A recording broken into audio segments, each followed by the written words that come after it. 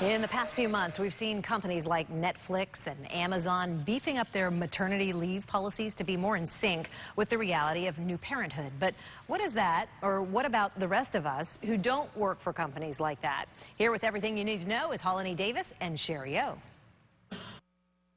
Hi, Shari. First off, what does the law require employers to do when it comes to maternity leave? Sure. Well, when it comes to the federal law, there are two laws that women need to be aware of. The first is the Family Medical Leave Act, which requires that employers with over 50 employees allow women at least 12 weeks off. Now, that doesn't have to be paid time, though. And then the other one is the Pregnancy Discrimination Act, which addresses employers with 15 or more employees, and that says that you can't be fired for being pregnant. So it basically treats pregnancy as if it's a short-term disability. But there's really not much, and there's certainly nothing that requires that any employer pay any employee during their time off. Wow, when you break it down state by state, any more protection there?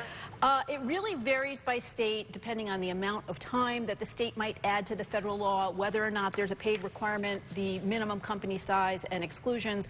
About half the states add something to the federal law. Actually, Washington, D.C. now has pending one of the most comprehensive proposals. But the real issue becomes who's going to pay for this. Are we going to tax employers or employees, or a little bit of each? So for the most part, there really are no requirements for paid maternity leave, and is that even globally? Well, and that's the problem. I mean, number one, women who do get any paid leave, and it's a very small percentage of the population, tend to be higher level employees who actually can probably afford to take the time off without pay.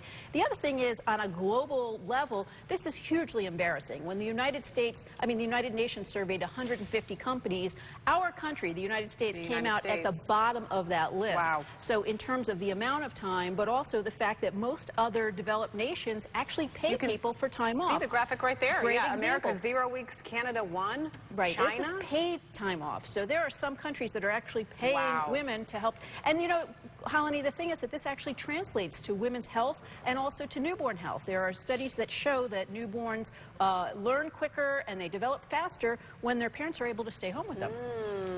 So kind of a snowball effect there. Absolutely. You don't get that paid long-term time off. costs that we don't even know about. All right, Shari O, thanks so much. Shannon, back to you.